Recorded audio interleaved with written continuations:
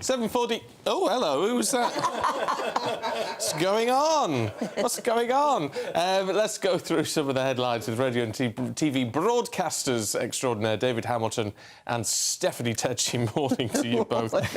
Just in case you wondered who it is, our floor manager. Yes, you don't normally see him, but he made a very swift a spurt of energy. It's actually people trying to get out. Yeah, thanks, David. Once they're in, then they get out.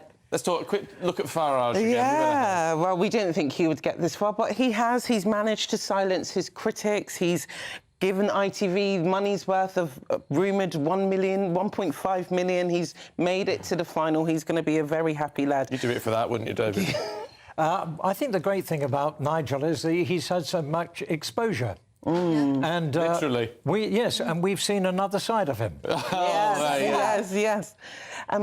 He's taking part in so many challenges. Last night we saw him take part in the celebrity cyclone, and that is not to be underestimated. The celebrities are being hit with powerful jets of water, and he managed to get 4 stars for the camp. So he's been quite a good sport in this. I mean, that's the sort of force of water they use to quell riots. And don't forget, he's got a bad back as well. So to do that, he's a damn good sport. I tell you what, though, that's the one challenge that actually looks like fun. It does. I wouldn't mind doing that. The rest of it. The rest of it is horrible. Yeah, I'd do that. The rest of it looks horrible. David, should we talk about Brenda Lee? Yes, Pop Pickers. Yeah. Rocking around the Christmas tree. Do you like a little bit of that? Yeah.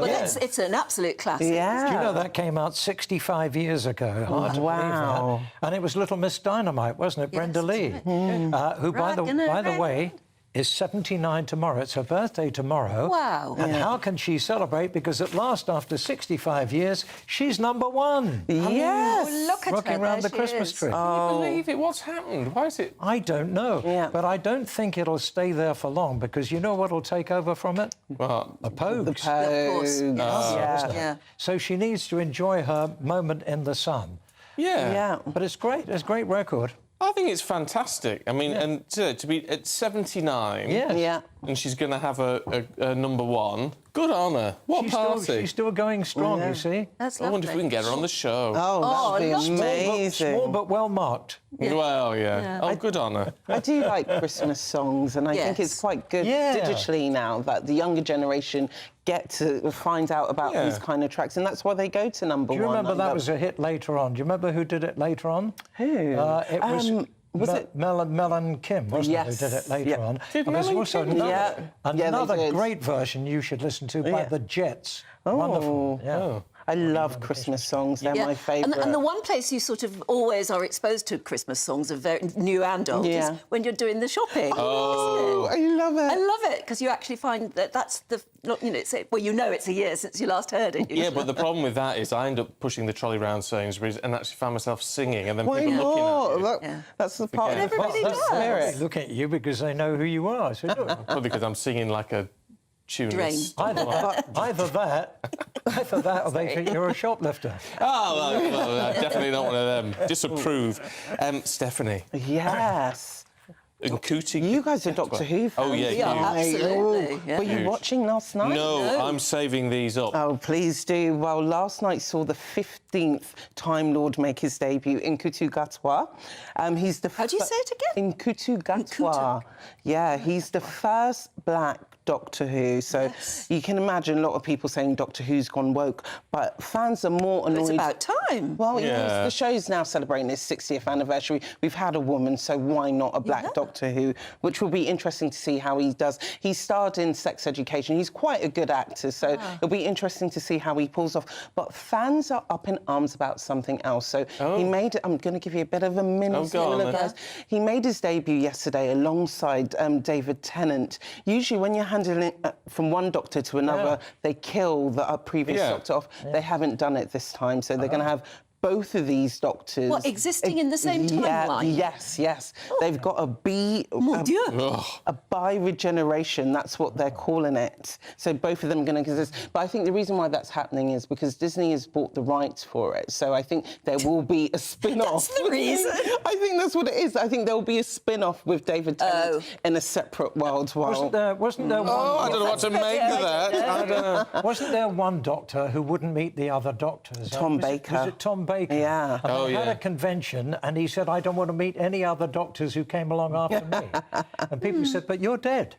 Somebody killed you off. Well, only sort of dead. No, can you imagine you turn up at these conventions and people say to you, I thought you were dead.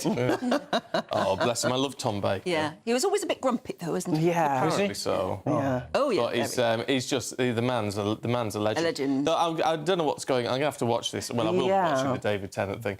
But...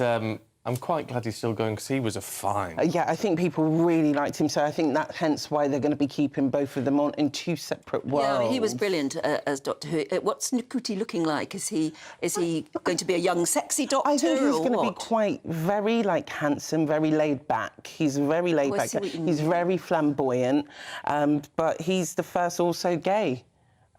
Doctor Who as well, so I guess he is going to be bringing quite a bit to the character. But that's the actor is gay. Yeah, so we don't know but I whether think or not the Doctor will be gay. He might be gay. Gosh, that would be... It's been running a long time now, hasn't it? How long has it been running, Doctor? 60 years. 60 years, Really, 60 years. Not many programmes do that, do they? No. We remember the first one, don't we? The black and white one. I remember when they built Broadcasting House, never mind the first Doctor. Do you? Yeah, of course I do. I was there. I was one of the bricklayers. Wow. What year was this? What year was this? Do you believe me? I almost did believe you. Well, David, that brings us on to the licence fee's gone up. Yes. And according to The Sun, the BBC is building luxury news studios. Yes, that's right. I thought the licence fee wasn't going to go up. But apparently it has gone up. It's gone up by about £10 or so. Yeah. What's happened is that they're building new studios in Stratford because the studios in Maida Vale, they say, are no longer fit for purpose. Right. Those are wonderful studios at Maida Vale. All the music sessions were... So I was going to say they're the radio studios, really. The Beatles were recorded there. It's quite iconic. Adele in recent times, David Bowie, I think all the T-Rex sessions, lots of the John Peel sessions were done there. It was a wonderful studio. I think but it's obviously, a shame. technically, it's now regarded as, you know, past its sell-by date. So all this money is being spent on new studios now in Stratford. I think it's a shame. That's East London, Stratford. East London, yeah, the one in East London. Not Stratford-upon-Avon. No, West. Quite a cool place to work. West Ham country. Home of the Hammers. But it's, and look, I mean, these things have to be done. I mean, Maida Vale must be running on quarter-inch tape still, is it? I mean, I've been to the Maida Vale studios when I worked for the BBC quite a few times, and I think it's such a shame because they've had so many legendary moments there, and things like studios like that should be treasured, I think. But New Broadcasting House, which is the one in the centre in West 1, I mean, surely that's big enough to be able to incorporate everything. Well, evidently not. It's an enormous place. No, evidently not. Of course, the BBC are making a lot of cuts now. They're big cuts in local radio. Local radio has become almost regional. Yes. Yes, it has. So what's the point of local radio if it isn't local anymore? I find that very sad. I've got a lot of colleagues who work in BBC local radio, and that's sadly where the cuts have been made. You know, it's the wrong place to make them. I think it really is. Talking of cuts, actually, quite interesting. Well, the Labour MP Jess Phillips has had a breast reduction surgery. Why does she think it's important to tell us this? Well, she says that there's two reasons, because people always glamorise getting your boobs down, getting them bigger, but no one really talks about why women get their breasts reduced. So she said, obviously, it's due to having neck and back pain, but she also said she had a problem with the male gaze from MPs who were always looking at her chest. She said it made her feel uncomfortable. She said she felt like she couldn't wear anything without being sexualised from fellow male MPs, which I think is such a shame. I think, you know, a lot of women, like, they don't... I know women who are big-chested, they do complain about the back pain, but as well, it's getting that unwanted attention. Well, look, it's fair enough, isn't it, if you're in that position? So it's something you don't often think. Very sad that she has to do it, though, isn't it? Yeah. I mean, you know, can't these people behave themselves? Yeah. If she feels better about herself as a consequence, then good on her. I suppose. Actually, she's very brave to tell people. Because, as you said, there are a lot of women who want that sort of surgery and have got the courage to go through with it. Yes. Absolutely. Damn, I don't know how to follow that. David, what time have we got? We've got a minute. Yeah. Let's have a look at Storm Ellen. Is it how you pronounce it? Well, that's what I was going to ask you. Is it Elin or Ellen? whichever. Whichever. Storm whatever. It's hit the West Country, I think, particularly badly. Of course, and Ireland and Scotland, which usually gets it badly. I have to say we've been very lucky down on the soft south. I drove here this morning and for about the first time, no fog, no rain, if only it was like that all the time. But it was very gusty, actually. Walking the dog yesterday, it was really gusty. Very clear night, though, as well. There wasn't really very much cloud cover, really so you nice. could see all the stars. But our hearts go out to people who've had a battering and probably floods again. And I know because we have flooded and where I live, the River Arun is quite near me, and it's a very fast flowing river in flood.